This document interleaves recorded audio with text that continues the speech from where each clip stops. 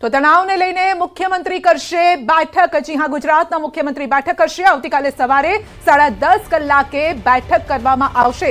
State emergency operation centre ખાતે બેઠક કરવામાં આવશે। સરહદી જે જિલ્લાઓ છે જેની સુરક્ષા વધારી દેવાઈ છે તેની સ્થિતિ અંગે પણ ચર્ચા કરવામાં આવશે। 75 જેટલી જે એમ્બ્યુલન્સ તૈયાર રાખવામાં આવી છે, જેમાંથી 15 જેટલી એમ્બ્યુલન્સ બનાસકાંઠા મોકલવામાં આવી છે। તો હાલ જે તણાવની પરિસ્થિતિ ચાલી રહી છે તેને લઈને આવતીકાલે 10:30 કલાકે સ્ટેટ ઇમરજન્સી ઓપરેશન સેન્ટર ખાતે આ બેઠકનું આયોજન કરવામાં આવ્યું છે। સંધ્યા, ગુજરાતની સરહદ એટલા માટે પણ સંવેદનશીલ બની જાય છે કારણ કે 1600 કિલોમીટરનો દરિયા કિનારો આપણી સરહદ પર છે અને સાથે જ પાકિસ્તાન સાથે પણ કચ્છનો જે વિસ્તાર છે, બનાસકાંઠાનો જે વિસ્તાર છે તે પાકિસ્તાનની સીમાને અડીને આવેલો છે। એટલે જ આ મહત્વપૂર્ણ બેઠકનું આયોજન હોઈ શકે છે કે 10:30 કલાકે મુખ્યમંત્રી તમામ અધિકારીઓ સાથે અને તમામ મંત્રીઓ સાથે આ બેઠક કરે। બિલકુલ, ખાસ કરીને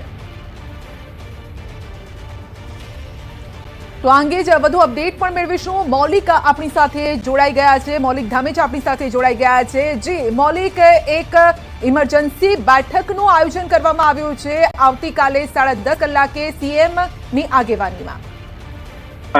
ચોક્કસથી છેલ્લા 2 કલાકથી સ્ટેટ ડિઝાસ્ટર ઇમરજન્સી સેન્ટર ખાતે હાઈ લેવલની બેઠક જે છે તે ગૃહ રાજ્યમંત્રીના હસ્તે હાલ બેઠક લેવામાં આવી રહી હતી। રાજ્યભરના તમામ કલેક્ટર અને એસપી કક્ષાના અધિકારીઓ સાથે વર્તમાન પરિસ્થિતિ જે છે તેને બાબતે ચર્ચા વિચારણા કરવામાં આવી હતી।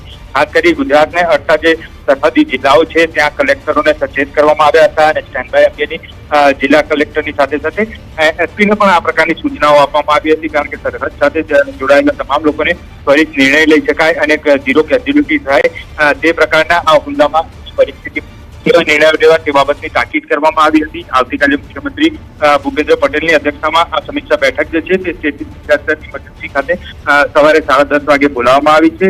ત્યાં પણ દરેક જિલ્લાના કંટ્રોલ રૂમ 24 કલાક કાર્યરત રાખવા માટેની સૂચના જે છે તે આપવામાં આવી છે। હાલ ગુજરાતમાં અલગ અલગ જગ્યાએ શાંતિપૂર્ણ માહોલ ચોક્કસથી છે, પરંતુ પરિસ્થિતિના આધીન કોઈ પણ કંટ્રોલ રૂમ જે છે તેમાં કોઈ પણ ઇમરજન્સી આવતી હોય તો તેને પહોંચી વળવા માટે જે સૂચનો અગાઉ કરાયા હતા તેને જાળવી રાખવા અને સાથે સાથે અન્ય જે એજન્સીઓ જોડાયેલી છે તેમને પણ તાકીદે જાહેર કરવા માટેની તમામ માહિતીઓ જે છે તે અત્યારે પૂરી પાડવામાં આવી હતી।